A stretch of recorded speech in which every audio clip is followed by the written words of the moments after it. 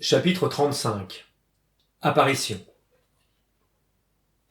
Franz avait trouvé un terme moyen pour qu'Albert arrivât au Colisée sans passer devant aucune ruine antique, et par conséquent, sans que les préparations graduelles ôtassent au colosse une seule coudée de ses gigantesques proportions.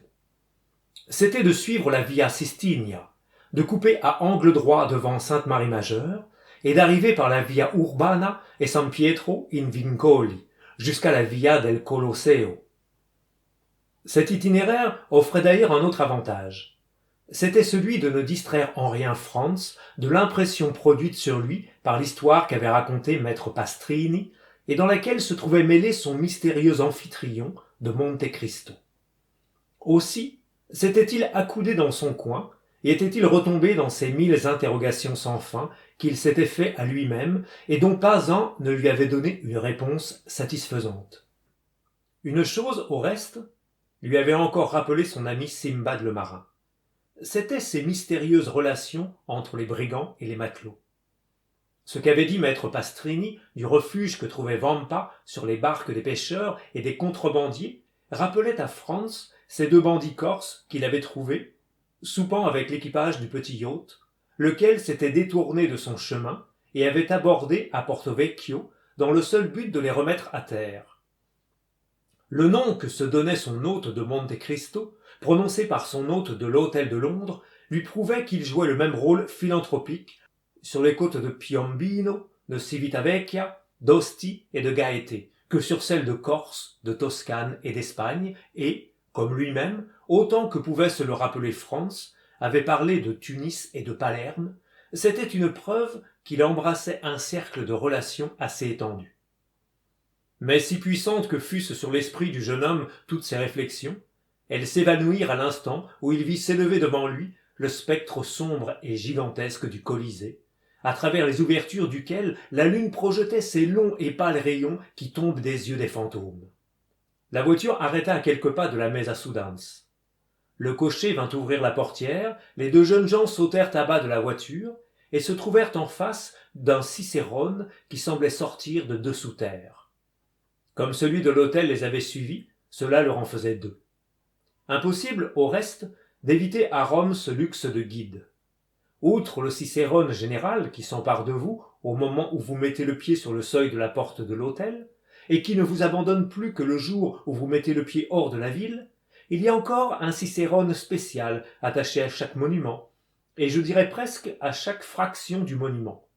Qu'on juge donc si l'on doit manquer de ciceroni au Colosseo, c'est-à-dire au monument par excellence qui faisait dire à Martial « Que Memphis cesse de nous vanter les barbares miracles de ses pyramides, que l'on ne chante plus les merveilles de Babylone, tout doit céder devant l'immense travail de l'amphithéâtre des Césars, et toutes les voix de la renommée doivent se réunir pour vanter ce monument. » Franz et Albert ne firent donc aucune résistance, et se livrèrent pieds et poings liés à leur conducteur. Franz connaissait cette promenade pour l'avoir faite 10 fois déjà. Mais comme son compagnon, plus novice, mettait pour la première fois le pied dans le monument de Flavius Vespasien, je dois l'avouer à sa louange, malgré le caquetage ignorant de ses guides, il était fortement impressionné. C'est qu'en effet, on n'a aucune idée, quand on ne l'a pas vu, de la majesté d'une pareille ruine, dont toutes les proportions sont doublées encore par la mystérieuse clarté de cette lune méridionale dont les rayons semblent un crépuscule d'Occident. Aussi, à peine Franz le penseur eut-il fait 100 pas sous les portiques intérieurs qu'abandonnant Albert à ses guides, qui ne voulaient pas renoncer au droit imprescriptible de lui faire voir dans tous leurs détails la fosse des lions, la loge des gladiateurs, le podium des Césars, il prit un escalier à moitié ruiné et, leur laissant continuer leur route symétrique, il alla tout simplement s'asseoir à l'ombre d'une colonne en face d'une échancrure qui lui permettait d'embrasser le géant de granit dans toute sa majestueuse étendue. Franz était là depuis un quart d'heure à peu près, perdu, comme je l'ai dit, dans l'ombre d'une colonne, occupé à regarder Albert qui, accompagné de ses deux porteurs de torches, venait de sortir d'un vomitorium placé à l'autre extrémité du Colisée, et lequel, pareil à des ombres qui suivent un feu follet, descendait de gradin en gradin vers les places réservées aux vestales, lorsqu'il lui sembla entendre rouler dans les profondeurs du monument une pierre détachée de l'escalier situé en face de celui qu'il venait de prendre, pour arriver à l'endroit où il était assis. Ce n'est pas chose rare, sans doute, qu'une pierre qui se détache sous le pied du temps, et va rouler dans l'abîme, mais cette fois, il lui semblait que c'était au pied d'un homme que la pierre avait cédé, et qu'un bruit de pas arrivait jusqu'à lui, quoique celui qui l'occasionnait fit tout ce qu'il put pour l'assourdir. En effet, au bout d'un instant, un homme parut, sortant graduellement de l'ombre, à mesure qu'il montait l'escalier, dont l'orifice, situé en face de Franz, était éclairé par la lune, mais dont les degrés, à mesure qu'on les descendait, s'enfonçaient dans l'obscurité. Ce pouvait être un voyageur comme lui, préférant une méditation solitaire au bavardage insignifiant de ses guides, et par conséquent son apparition n'avait rien qui pût le surprendre. Mais à l'hésitation avec laquelle il monta les dernières marches, à la façon dont, arrivé sur la plate-forme, il s'arrêta et parut écouter, il était évident qu'il était venu là dans un but particulier et qu'il attendait quelqu'un. Par un mouvement instinctif, Franz s'effaça le plus qu'il put derrière la colonne. À 10 pieds du sol où ils se trouvaient tous deux, la voûte était défoncée, et une ouverture ronde, pareille à celle d'un puits, permettait d'apercevoir le ciel tout constellé d'étoiles. Autour de cette ouverture, qui donnait peut-être déjà depuis des centaines d'années passage aux rayons de la lune, poussaient des broussailles dont les vertes et frêles découpures se détachaient en vigueur sur l'azur mat du firmament, tandis que de grandes lianes et de puissants jets de lierre pendaient de cette terrasse supérieure et se balançaient sous la voûte pareille à des cordages flottants. Le personnage dont l'arrivée mystérieuse avait attiré l'attention de Franz était placé dans une demi-teinte qui ne lui permettait pas de distinguer ses traits, mais qui cependant n'était pas assez obscure pour l'empêcher de détailler son costume. Il était enveloppé d'un grand manteau brun, dont un des pans, rejeté sur son épaule gauche, lui cachait le bas du visage, tandis que son chapeau à larges bords en couvrait la partie supérieure. L'extrémité seule de ses vêtements se trouvait éclairée par la lumière oblique qui passait par l'ouverture et qui permettait de distinguer un pantalon noir encadrant coquettement une botte vernie. Cet homme appartenait évidemment, sinon à l'aristocratie, du moins à la haute société. Il était là depuis quelques minutes et commençait à donner des signes visibles d'impatience lorsqu'un léger bruit se fit entendre sur la terrasse supérieure. Au même instant, une ombre parut intercepter la lumière, un homme apparut à l'orifice de l'ouverture, plongea son regard perçant dans les ténèbres et aperçut l'homme au manteau. Aussitôt, il saisit une poignée de ses lianes pendantes et de ses lierres flottants, se laissa glisser et, arrivé à 3 ou 4 pieds du sol, sauta légèrement à terre. Celui-ci avait le costume d'un transtévère complet. « Excusez-moi, Excellence, dit-il en dialecte romain, je vous ai fait attendre. Cependant, je ne suis en retard que de quelques minutes. 10 heures viennent de sonner à Saint-Jean-de-Latran. C'est moi qui étais en avance, et non vous qui étiez en retard, répondit l'étranger dans le plus pur toscan. Ainsi, pas de cérémonie. D'ailleurs, m'eussiez-vous fait attendre que je me serais bien douté que c'était par quelque motif indépendant de votre volonté. Et vous auriez eu raison, Excellence. Je viens du château Saint-Ange, et j'ai eu toutes les peines du monde à parler à Beppo. Qu'est-ce que Beppo? Beppo est un employé de la prison, à qui je fais une petite rente pour savoir ce qui se passe dans l'intérieur du château de sa sainteté. Ah ah! Je vois que vous êtes homme de précaution, mon cher. Que voulez-vous, Excellence?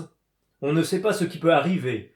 Peut-être moi aussi serais-je un jour pris au filet comme ce pauvre Peppino, et aurais-je besoin d'un rat pour ronger quelques mailles de ma prison.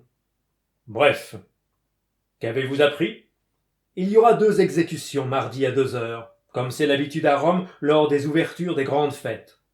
Un condamné sera mazzolato, c'est un misérable qui a tué un prêtre qu'il avait élevé, et qui ne mérite aucun intérêt. L'autre sera decapitato, et celui-là, c'est le pauvre Peppino. Que voulez-vous, mon cher? Vous inspirez une si grande terreur, non seulement au gouvernement pontifical, mais encore au royaume voisin, qu'on veut absolument faire un exemple. Mais Peppino ne fait pas même partie de ma bande. C'est un pauvre berger qui n'a commis d'autre crime que de nous fournir des vivres. Ce qui le constitue parfaitement votre complice. Aussi, voyez qu'on a des égards pour lui.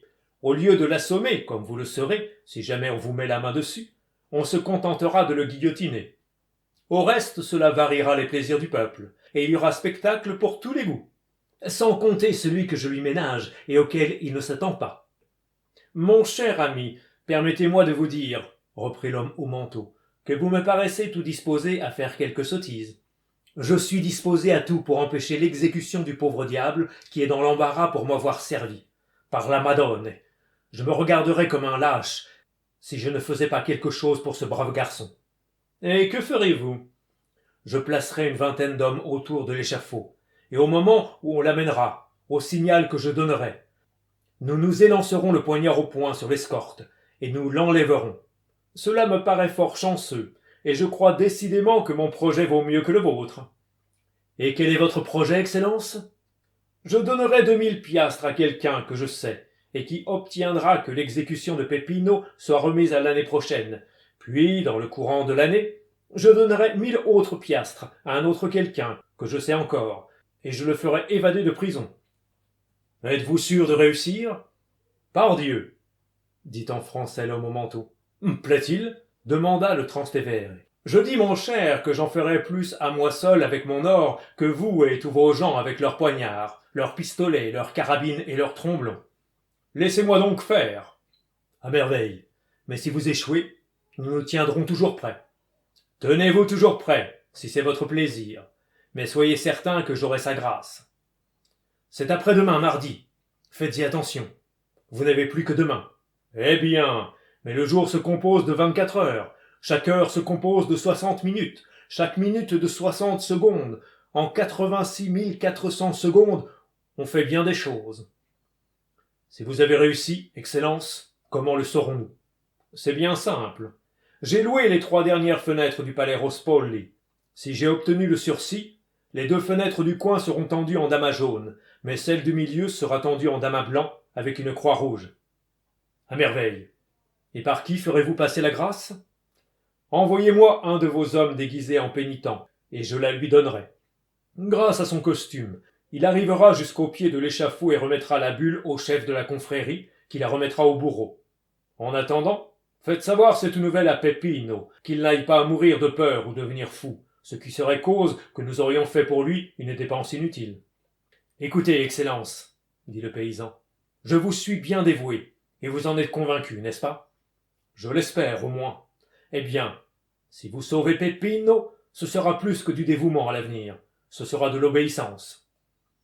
Fais attention à ce que tu dis là, mon cher, je te le rappellerai peut-être un jour, car peut-être un jour, moi aussi, j'aurai besoin de toi. Eh bien alors, Excellence, vous me trouverez à l'heure du besoin, comme je vous aurai trouvé à cette même heure. Alors, fussiez-vous à l'autre bout du monde, vous n'aurez qu'à m'écrire. Fais cela, et je le ferai. Foi de... Chut, dit l'inconnu. J'entends du bruit. Ce sont des voyageurs qui visitent le Colisée au flambeau. Il est inutile qu'ils nous trouvent ensemble. Ces mouchards de guide pourraient vous reconnaître, et, si honorable que soit votre amitié, mon cher ami, si on nous savait liés comme nous le sommes, cette liaison, j'en ai bien peur, me ferait perdre quelque peu de mon crédit. Ainsi, si vous avez le sursis, la fenêtre du milieu tendue en damas, avec une croix rouge. Si vous ne l'avez pas, 3 tentures jaunes. Et alors, mon cher ami, jouez du poignard tout à votre aise, je vous le permets, et je serai là pour vous voir faire. Adieu, Excellence. Je compte sur vous. Comptez sur moi. À ces mots, le Transtévère disparut par l'escalier, tandis que l'inconnu, se couvrant plus que jamais le visage de son manteau, passa à 2 pas de Franz et descendit dans l'arène par les gradins extérieurs. Une seconde après, Franz entendit son nom retentir sous les voûtes. C'était Albert qui l'appelait. Il attendit pour répondre que les 2 hommes fussent éloignés, ne se souciant pas de leur apprendre qu'ils avaient eu un témoin qui, s'ils n'avaient pas vu leur visage, n'avait pas perdu un mot de leur entretien. 10 minutes après, Franz se roulait vers l'hôtel d'Espagne, écoutant avec une distraction fort impertinente la savante dissertation qu'Albert faisait, d'après Pline et Calpurnius, sur les filets garnis de pointes de fer qui empêchaient les animaux féroces de s'élancer sur les spectateurs. Il le laissait aller sans le contredire. Il avait hâte de se trouver seul pour penser sans distraction à ce qui venait de se passer devant lui. De ces deux hommes, l'un lui était certainement étranger, et c'était la première fois qu'il le voyait et l'entendait. Mais il n'en était pas ainsi de l'autre, et, quoique Franz n'eût pas distingué son visage constamment enseveli dans l'ombre ou caché par son manteau, les accents de cette voix l'avaient trop frappé la première fois qu'il les avait entendus pour qu'ils pussent jamais retentir devant lui sans qu'il les reconnût.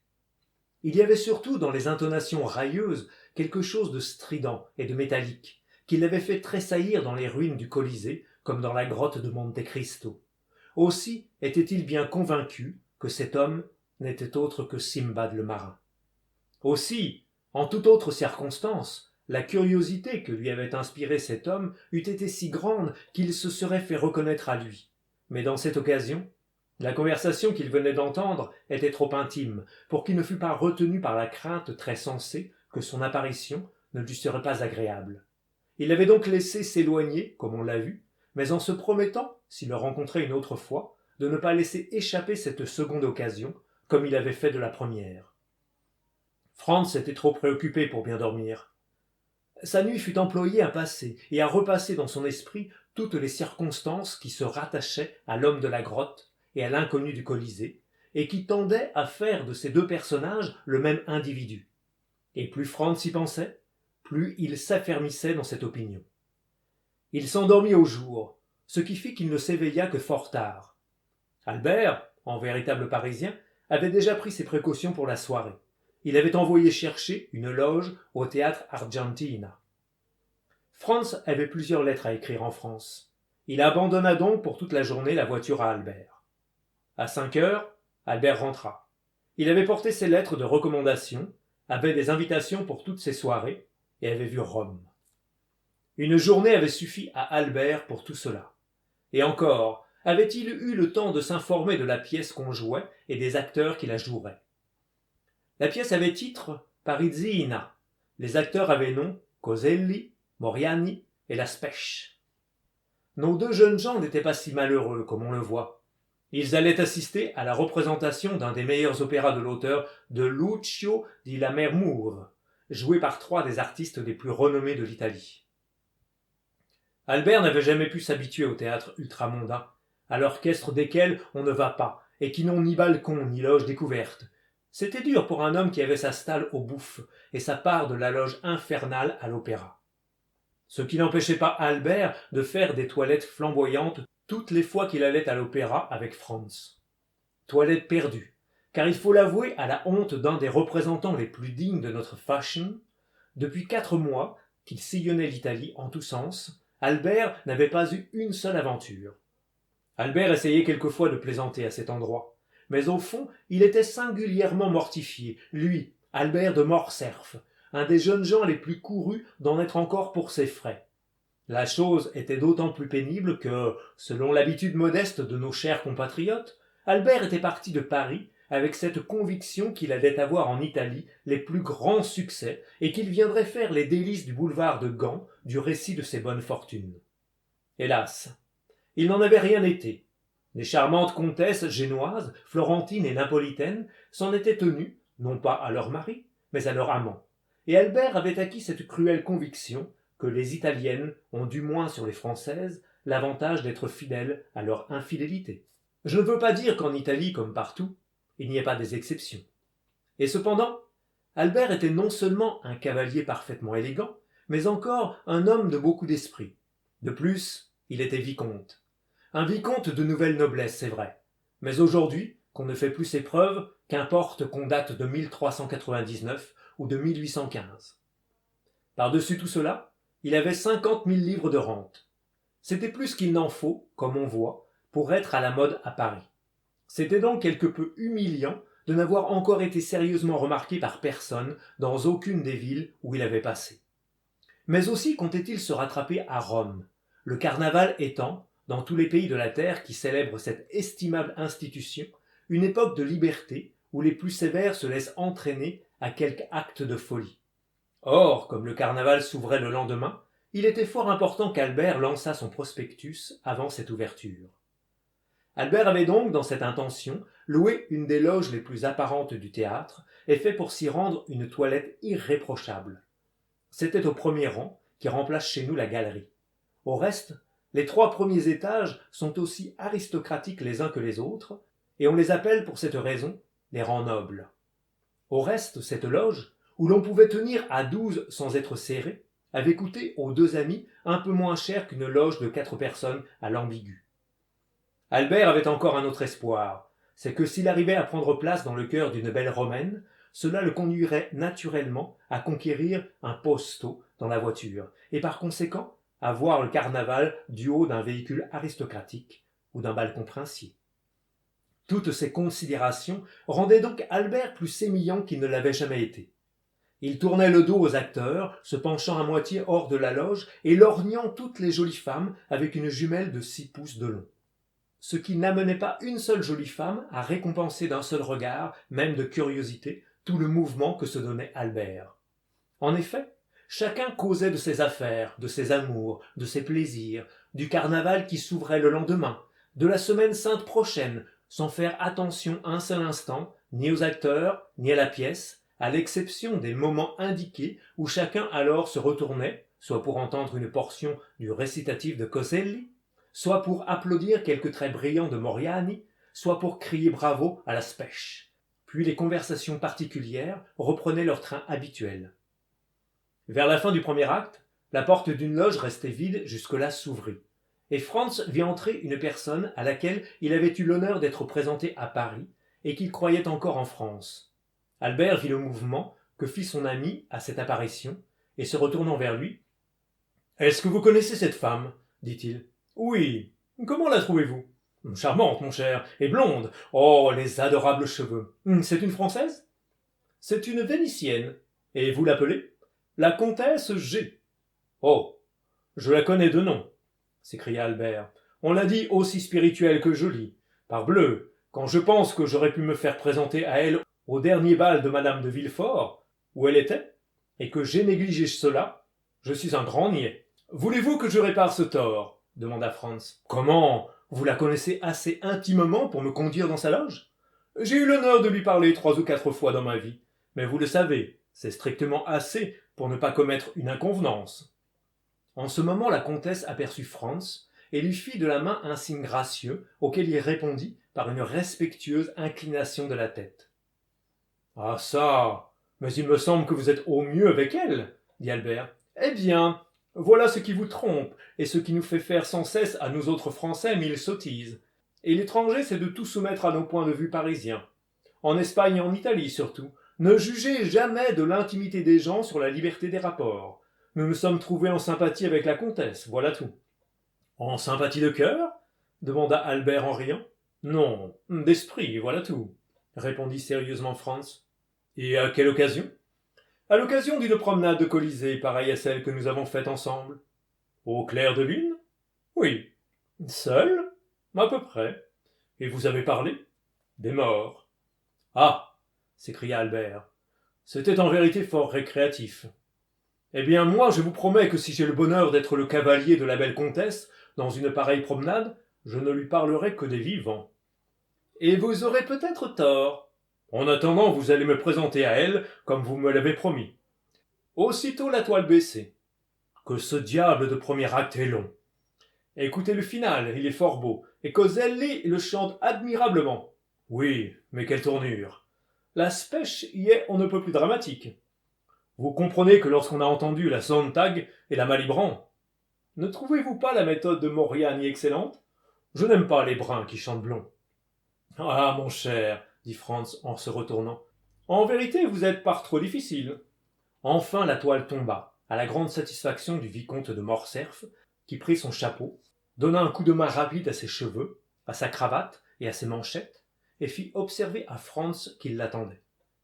Comme de son côté la comtesse, que Franz interrogeait des yeux, lui fit comprendre par un signe qu'il serait le bienvenu, Franz ne mit aucun retard à satisfaire l'empressement d'Albert, et faisant, suivi de son compagnon qui profitait du voyage pour rectifier les faux plis que les mouvements avaient pu imprimer à son col de chemise et au revers de son habit, le tour de l'hémicycle, il vint frapper à la loge numéro 4, qui était celle qu'occupait la comtesse. Aussitôt le jeune homme qui était assis à côté d'elle, sur le devant de la loge, se leva, cédant sa place, selon l'habitude italienne, au nouveau venu, qui doit la céder à son tour lorsqu'une autre visite arrive. Franz se présenta Albert à la comtesse comme un de nos jeunes gens les plus distingués par sa position sociale et par son esprit. Ce qui, d'ailleurs, était vrai, car à Paris, et dans le milieu où vivait Albert, c'était un cavalier irréprochable. Il ajouta que, désespéré de n'avoir pas su profiter du séjour de la comtesse à Paris pour se faire présenter à elle, il l'avait chargé de réparer cette faute, mission dont il s'acquittait en priant la comtesse, près de laquelle il aurait eu besoin lui-même d'un introducteur, d'excuser son indiscrétion. La comtesse répondit en faisant un charmant salut à Albert et en tendant la main à Franz. Albert, invité par elle, prit la place vide sur le devant, et Franz s'assit au second rang, derrière la comtesse. Albert avait trouvé un excellent sujet de conversation, c'était Paris. Il parlait à la comtesse de leurs connaissances communes. Franz comprit qu'il était sur le terrain. Il le laissa aller, et lui demandant sa gigantesque lorgnette, il se mit à son tour à explorer la salle. Seule sur le devant d'une loge, placée au troisième rang en face d'eux, était une femme admirablement belle, vêtue d'un costume grec, qu'elle portait avec tant d'aisance qu'il était évident que c'était son costume naturel. Derrière elle, dans l'ombre, se dessinait la forme d'un homme dont il était impossible de distinguer le visage. Franz interrompit la conversation d'Albert et de la comtesse pour demander à cette dernière si elle connaissait la belle albanaise qui était si digne d'attirer non seulement l'attention des hommes, mais encore celle des femmes. « Non, dit-elle, tout ce que je sais, c'est qu'elle est à Rome depuis le commencement de la saison, car à l'ouverture du théâtre, je l'ai vue où elle est, et depuis un mois, elle n'a pas manqué une seule représentation, tantôt accompagnée de l'homme qui est avec elle, en ce moment, tantôt suivie simplement d'un domestique noir. » Comment la trouvez-vous, comtesse ? Extrêmement belle. Médora devait ressembler à cette femme. Franz et la comtesse échangèrent un sourire. Elle se remit à causer avec Albert, et Franz à lorgner son albanaise. La toile se leva sur le ballet. C'était un de ces bons ballets italiens mis en scène par le fameux Henri, qui s'était fait comme chorégraphe en Italie, une réputation colossale que le malheureux est venu perdre au théâtre nautique, un de ces ballets où tout le monde, depuis le premier sujet jusqu'au dernier comparse, prend une part si active à l'action que 150 personnes font à la fois le même geste et lèvent ensemble ou le même bras ou la même jambe. On appelait ce ballet Poliska. Franz était trop préoccupé de sa belle grecque pour s'occuper du ballet, si intéressant qu'il fût. Quant à elle, elle prenait un plaisir visible à ce spectacle, plaisir qui faisait une opposition suprême avec l'insouciance profonde de celui qui l'accompagnait, et qui, tant que dura le chef-d'œuvre chorégraphique, ne fit pas un mouvement, paraissant, malgré le bruit infernal que menaient les trompettes, les cymbales et les chapeaux chinois à l'orchestre, goûter les célestes douceurs d'un sommeil paisible et radieux. Enfin le ballet finit, et la toile tomba au milieu des applaudissements frénétiques d'un parterre enivré. Grâce à cette habitude de couper l'opéra par un ballet, les entr'actes sont très courts en Italie, les chanteurs ayant le temps de se reposer et de changer de costume, tandis que les danseurs exécutent leurs pirouettes et confectionnent leurs entrechats. L'ouverture du second acte commença. Au premier coup d'archet, Franz vit le dormeur se soulever lentement et se rapprocher de la grecque, qui se retourna pour lui adresser quelques paroles et s'accouda de nouveau sur le devant de la loge. La figure de son interlocuteur était toujours dans l'ombre, et Franz ne pouvait distinguer aucun de ses traits. La toile se leva. L'attention de Franz fut nécessairement attirée par les acteurs, et ses yeux quittèrent un instant la loge de la belle grecque pour se porter vers la scène. L'acte s'ouvre, comme on sait, par le duo du rêve. Parisina, couchée, laisse échapper devant Azzo le secret de son amour pour Hugo. L'époux trahi passe par toutes les fureurs de la jalousie, jusqu'à ce que, convaincu que sa femme lui est infidèle, il la réveille pour lui annoncer sa prochaine vengeance. Ce duo est un des plus beaux, des plus expressifs et des plus terribles qui soient sortis de la plume féconde de Donizetti. Franz l'entendait pour la première fois, et quoiqu'il ne passât pas pour un mélomane enragé, il produisit sur lui un effet profond. Il allait en conséquence joindre ses applaudissements à ceux de la salle lorsque ses mains, prêtes à se réunir, restèrent écartées et que le bravo qui s'échappait de sa bouche expira sur ses lèvres. L'homme de la loge s'était levé tout debout, et sa tête se trouvant dans la lumière, Franz venait de retrouver le mystérieux habitant de Monte Cristo, celui dont la veille il lui avait si bien semblé reconnaître la taille et la voix dans les ruines du Colisée. Il n'y avait plus de doute. L'étrange voyageur habitait Rome. Sans doute l'expression de la figure de Franz était en harmonie avec le trouble que cette apparition jetait dans son esprit, car la comtesse le regarda, éclata de rire, et lui demanda ce qu'il avait. « Madame la comtesse, répondit Franz, je vous ai demandé tout à l'heure si vous connaissiez cette femme albanaise. Maintenant, je vous demanderai si vous connaissez son mari. »« Pas plus qu'elle, répondit la comtesse. »« Vous ne l'avez jamais remarqué ?»« Voilà bien une question à la française. Vous savez bien que, pour nous autres Italiennes, il n'y a pas d'autre homme au monde que celui que nous aimons. »« C'est juste, répondit Franz. »« En tout cas, dit-elle, en appliquant les jumelles d'Albert à ses yeux et en les dirigeant vers la loge, ce doit être quelque nouveau déterré, quelque trépassé sorti du tombeau avec la permission du fossoyeur, car il me semble affreusement pâle. »« Il est toujours comme cela, répondit Franz. »« Vous le connaissez donc ?» demanda la comtesse. « Alors c'est moi qui vous demanderai qui il est. »« Je crois l'avoir déjà vu, et il me semble le reconnaître. »« En effet, dit-elle en faisant un mouvement de ses belles épaules, comme si un frisson lui passait dans les veines, je comprends que lorsqu'on a une fois vu un pareil homme, on ne l'oublie jamais. » L'effet que Franz avait éprouvé n'était donc pas une impression particulière, puisqu'une autre personne le ressentait comme lui.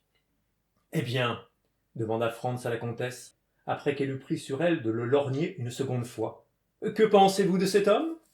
Que cela me paraît être Lord Ruthven, en chair et en os. » En effet, ce nouveau souvenir de Byron frappa Franz. Si un homme pouvait le faire croire à l'existence des vampires, c'était cet homme. « Il faut que je sache qui il est, dit Franz en se levant. « Oh non, s'écria la comtesse, non, ne me quittez pas. Je compte sur vous pour me reconduire, et je vous garde. »« Comment ? Véritablement ?»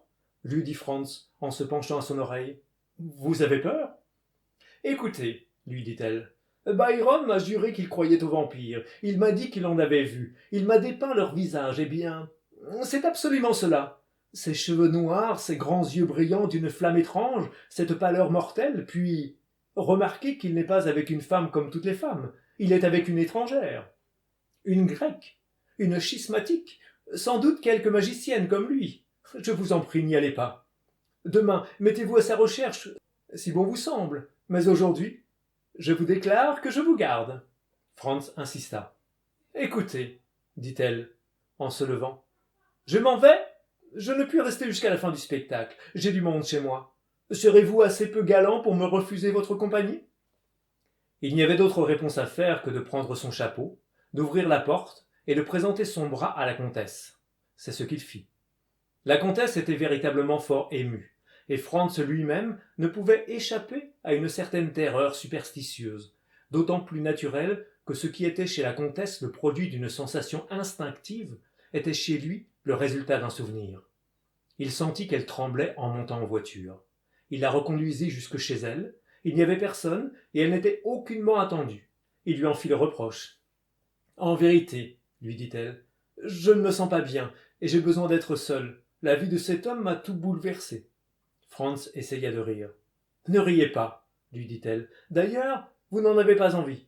Puis promettez-moi une chose. »« Laquelle ? » ?»« Promettez-la-moi. Tout ce que vous voudrez, excepté de renoncer à découvrir quel est cet homme. J'ai des motifs que je ne puis vous dire pour désirer savoir qui il est, d'où il vient et où il va. »« D'où il vient, je l'ignore. Mais où il va, je puis vous le dire.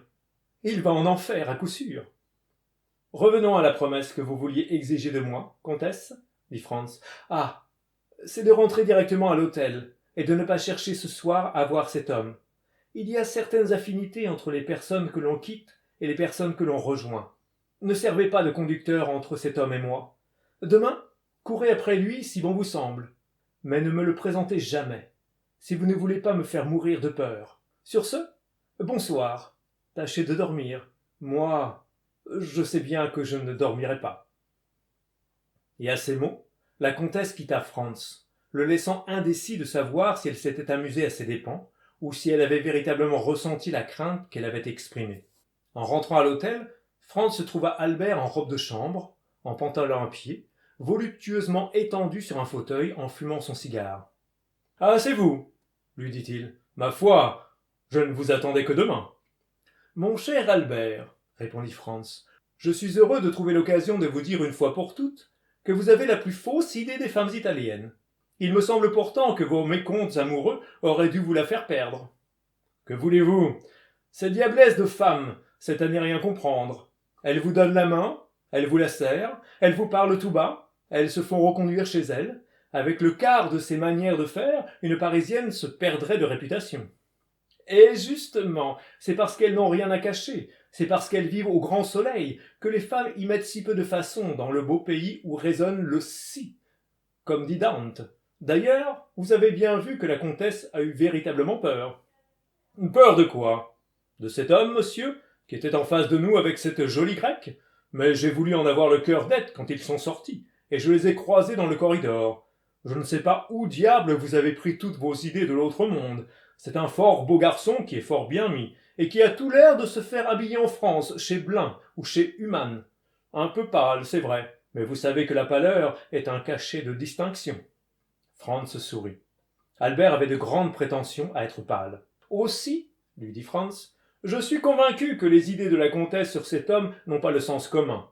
A-t-il parlé de près de vous, et avez-vous entendu quelques-unes de ses paroles? Il a parlé, mais en romaïque. J'ai reconnu l'idiome à quelques mots grecs défigurés. Il faut vous dire, mon cher, qu'au collège, j'étais très fort en grec. Ainsi, il parlait le romaïque. C'est probable. Plus de doute. C'est lui. Vous dites? Rien. Que faisiez-vous donc là? Je vous ménageais une surprise. Laquelle? Vous savez qu'il est impossible de se procurer une calèche. Pardieu, puisque nous avons fait inutilement tout ce qu'il était humainement possible de faire pour cela. Eh bien, j'ai eu une idée merveilleuse. Franz regarda Albert en homme qui n'avait pas grande confiance dans son imagination. Mon cher, dit Albert, vous m'honorez là d'un regard qui mériterait bien que je vous demandasse réparation. Je suis prêt à vous la faire, cher ami, si l'idée est aussi ingénieuse que vous le dites. Écoutez, j'écoute. Il n'y a pas moyen de se procurer des voitures, n'est-ce pas? Non, ni de chevaux, pas davantage. Mais l'on peut se procurer une charrette. Peut-être. Une paire de bœufs. C'est probable. Eh bien, mon cher, voilà mon affaire.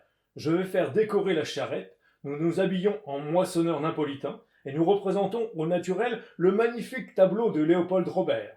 Si, pour plus grande ressemblance, la comtesse veut prendre le costume d'une femme de Puzzole ou de Sorrente, cela complétera la mascarade, et elle est assez belle pour qu'on la prenne pour l'original de la femme à l'enfant. Pardieu, s'écria Franz. Pour cette fois, vous avez raison, monsieur Albert, et voilà une idée véritablement heureuse. Et toute nationale, renouvelée des rois fainéants, mon cher, rien que cela. Ah, messieurs les Romains, vous croyez qu'on courra à pied par vos rues comme des Lazzaroni, et cela parce que vous manquez de calèches et de chevaux. Eh bien, on en inventera. Et avez-vous déjà fait part à quelqu'un de cette triomphante imagination? À notre hôte. En rentrant, je l'ai fait monter, et lui ai exposé mes désirs. Il m'a assuré que rien n'était plus facile. Je voulais faire dorer les cornes des bœufs, mais il m'a dit que cela demanderait 3 jours. Il faudra donc nous passer de cette superfluité. Et où est-il? Qui? Notre hôte. En quête de la chose. Demain, il sera déjà peut-être un peu tard. De sorte qu'il va nous rendre réponse ce soir même. Je l'attends. En ce moment, la porte s'ouvrit, et maître Pastrini passa la tête. Permesso? dit-il. Certainement que c'est permis, s'écria Franz. Eh bien, dit Albert, nous avez-vous trouvé la charrette requise et les bœufs demandés? J'ai trouvé mieux que cela, répondit-il d'un air parfaitement satisfait de lui-même. Ah, mon cher hôte, prenez garde, dit Albert. Le mieux est l'ennemi du bien. Que vos excellences s'en rapportent à moi, dit maître Pastrini d'un ton capable. Mais enfin, qu'y a-t-il? demanda Franz à son tour. Vous savez, dit l'aubergiste, que le comte de Monte Cristo habite sur le même carré que vous? Je le crois bien, dit Albert, puisque c'est grâce à lui que nous sommes logés comme 2 étudiants de la rue Saint-Nicolas du Chardonnay. Eh bien, il sait l'embarras dans lequel vous vous trouvez et vous fait offrir 2 places dans sa voiture et 2 places à ses fenêtres du palais Rospoli. Albert et Franz se regardèrent. Mais, demanda Albert, devons-nous accepter l'offre de cet étranger, d'un homme que nous ne connaissons pas? Quel homme est-ce que ce comte de Monte Cristo? demanda Franz à son hôte. Un très grand seigneur sicilien ou maltais, je ne sais pas au juste, mais noble comme un Borghese et riche comme une mine d'or. Il me semble, dit Franz à Albert, que si cet homme était d'aussi bonne manière que le dit notre hôte, il aurait dû nous faire parvenir son invitation d'une autre façon, soit en nous écrivant, soit... En ce moment, on frappa à la porte. Entrez, dit Franz. Un domestique vêtu d'une livrée parfaitement élégante parut sur le seuil de la chambre. De la part du comte de Monte Cristo, pour monsieur Franz d'Épinay et pour monsieur le vicomte Albert de Morcerf, dit-il. Et il présenta à l'hôte 2 cartes que celui-ci remit aux jeunes gens. Monsieur le comte de Monte Cristo, continua le domestique, fait demander à ces messieurs la permission de se présenter en voisin demain matin chez eux. Il aura l'honneur de s'informer auprès de ces messieurs à quelle heure ils seront visibles. Ma foi, dit Albert à Franz, il n'y a rien à y reprendre, tout y est. Dites au comte, répondit Franz, que c'est nous qui aurons l'honneur de lui faire notre visite. Le domestique se retira. Voilà ce qui s'appelle faire assaut d'élégance, dit Albert. Allons, décidément vous aviez raison, maître Pastrini, et c'est un homme tout à fait comme il faut que votre comte de Monte Cristo. Alors vous acceptez son offre, dit l'hôte. Ma foi, oui, répondit Albert. Cependant, je vous l'avoue, je regrette notre charrette et les moissonneurs, et s'il n'y avait pas la fenêtre du palais Rospoli pour faire compensation à ce que nous perdons, je crois que j'en reviendrai à ma première idée. Qu'en dites-vous, Franz? Je dis que ce sont aussi les fenêtres du palais Rospoli qui me décident, répondit Franz à Albert. En effet, cette offre de 2 places à une fenêtre du palais Rospoli avait rappelé à Franz la conversation qu'il avait entendue dans les ruines du Colisée entre son inconnu et son Transtevere, conversation dans laquelle l'engagement avait été pris par l'homme au manteau d'obtenir la grâce du condamné. Or, si l'homme au manteau était, comme tout portait Franz à le croire, le même que celui dont l'apparition dans la salle Argentina l'avait si fort préoccupé, il le reconnaîtrait sans aucun doute, et alors rien ne l'empêcherait de satisfaire sa curiosité à son égard. Franz passa une partie de la nuit à rêver à ces 2 apparitions et à désirer le lendemain. En effet, le lendemain, tout devait s'éclaircir, et cette fois, à moins que son hôte de Monte Cristo ne possédât l'anneau de Gizès, et grâce à cet anneau la faculté de se rendre invisible, il était évident qu'il ne lui échapperait pas. Aussi fut-il éveillé avant 8 heures. Quant à Albert, comme il n'avait pas les mêmes motifs que Franz d'être matinal, il dormait encore de son mieux. Franz fit appeler son hôte, qui se présenta avec son obséquiosité ordinaire.